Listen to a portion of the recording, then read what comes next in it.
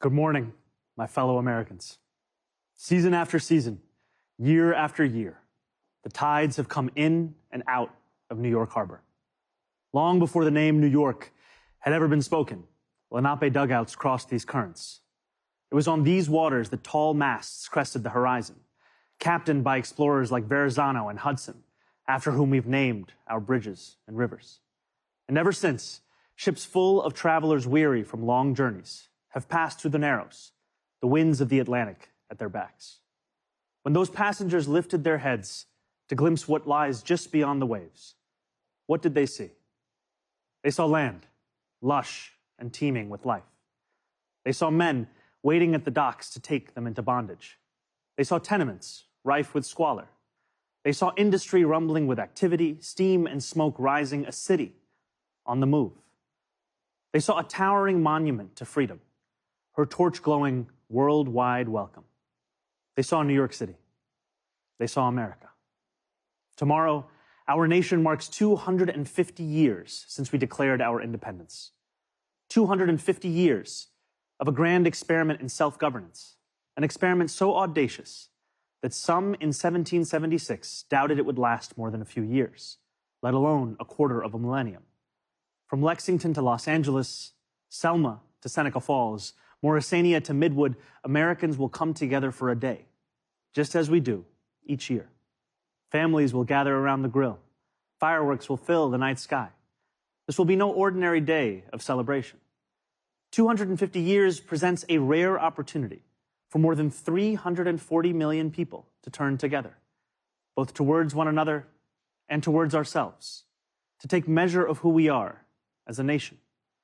When we look at America, what do we see?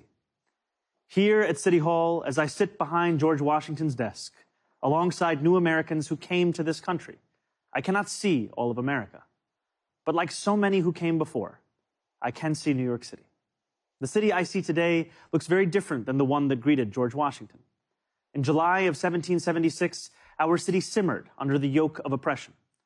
The British had imposed a colonial rule so repressive that 250 years ago, 80 miles south, a small group of newspaper editors, farmers, and soldiers signed their names on a document declaring truths that feel self-evident now, but were revolutionary then, establishing the ideals our nation still strives to fulfill.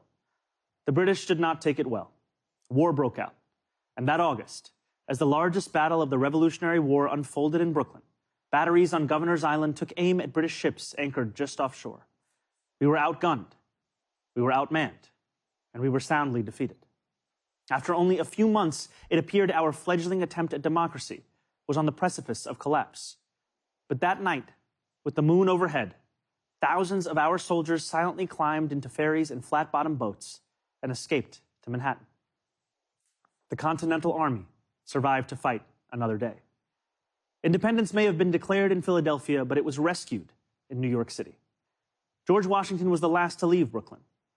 As he waited at the river's edge, the sun beginning its rise, he would have looked out over New York City's waters and seen what so many have seen in the 250 years since, an opportunity to begin anew.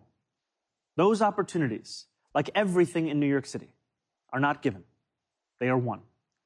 In 1838, 11 years after New York outlawed slavery, a recently emancipated black man by the name of James Weeks sought to begin anew as well, and to help hundreds of others do the same.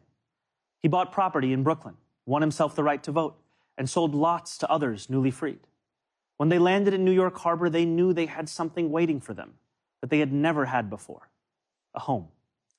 Weeksville still stands today, a living, breathing testament to what we know America to be, a place each of us has the power to make.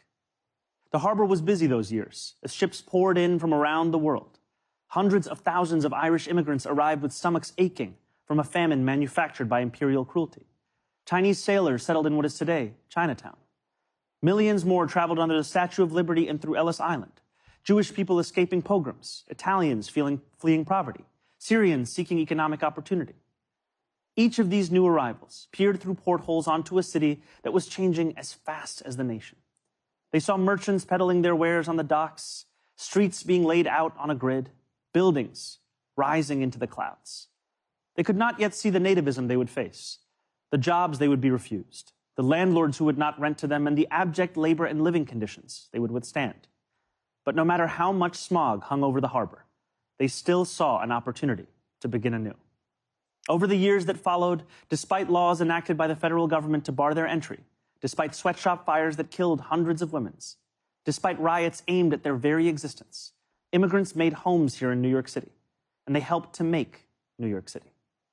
That legacy of every generation of Americans insisting that the right to life, liberty, and the pursuit of happiness extends to them too, is no relic of the past. It carried millions of Black Americans north during the Great Migration. It drew hundreds of thousands of Puerto Ricans to New York City after the Second World War. It invited countless others from the West Indies and South Asia and West Africa and across the world.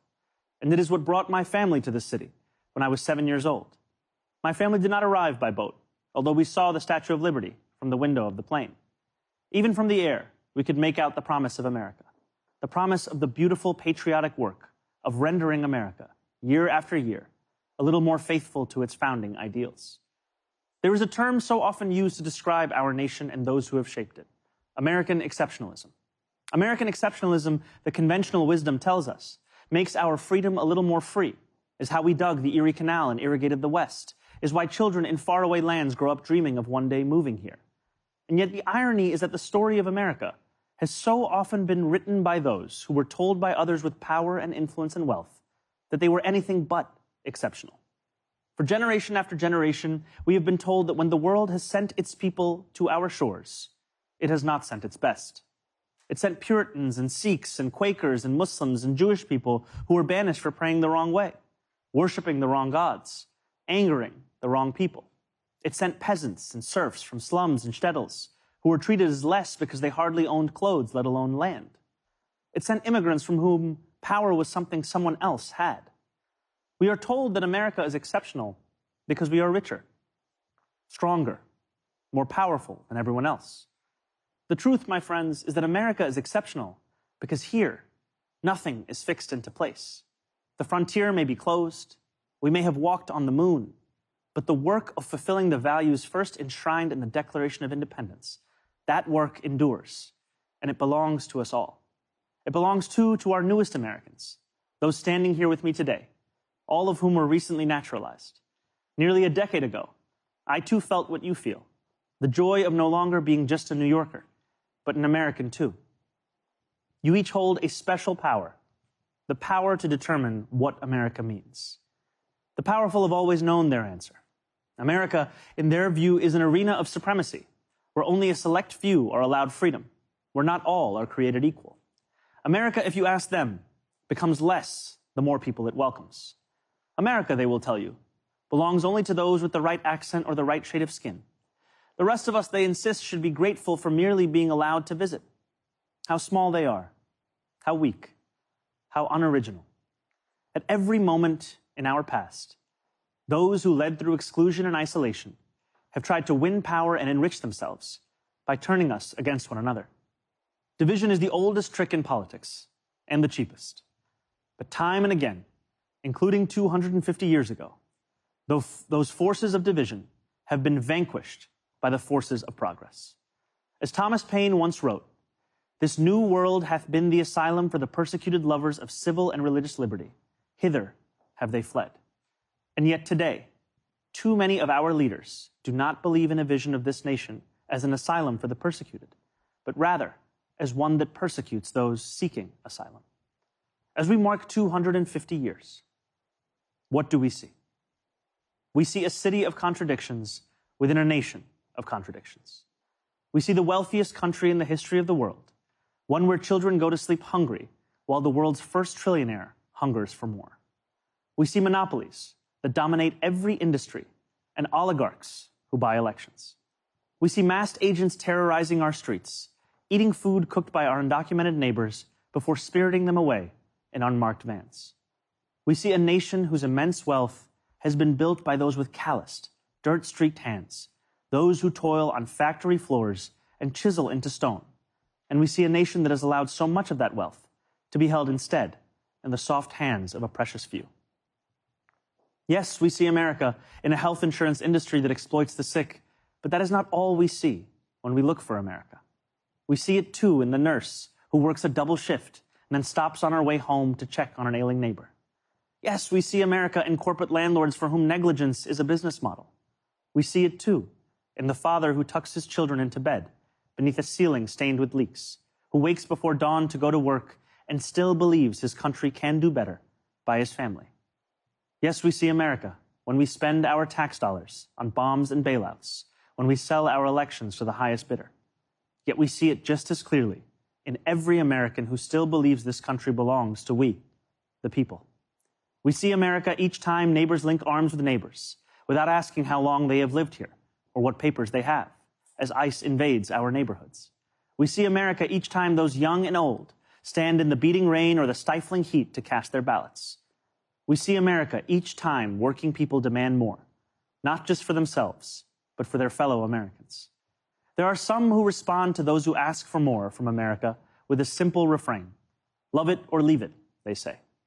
But patriotism has never been about pretending our nation is without flaws. Patriotism is every act of righteous dissent. It is every march led under the heavy sun. It is every protest held a decade before its time. It is precisely because we love this nation that we will not leave it. After all, who loves America more than those who have sacrificed so much to make it free? Today, I think not only of the 4th of July, I think too of the 9th of July. 5 days after the Declaration of Independence was signed, it arrived here in our New York City. Redcoats had disembarked on Staten Island. More than 100 British ships loomed just offshore. Across this city, the Continental Army prepared for an invasion. George Washington commanded his brigades to assemble just a few feet from this building. It was known then as the Commons. Today, we call it City Hall Park. There, within range of British guns, Washington ordered his generals to read the Declaration aloud. And with the world's mightiest empire poised to attack, Washington told the people of New York City what we will celebrate tomorrow, that we had declared our independence, that freedom was within reach. That evening, danger loomed. Conflict was not a question, but a certainty.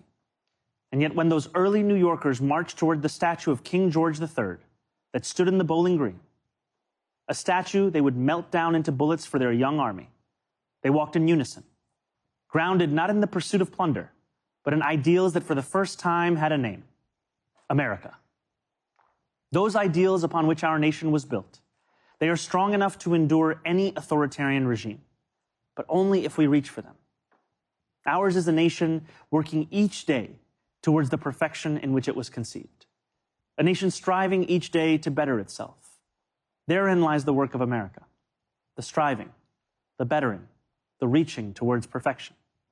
What a privilege each of us has to live in a nation that every one of its inhabitants can shape. What a responsibility each of us possesses to prove ourselves worthy of all those who came before. What power each of us holds to bring America ever closer to the greatness so many have seen when they looked upon these shores, the greatness that for 250 years has been America. Thank you. God bless America. God bless New York City. And happy 4th of July.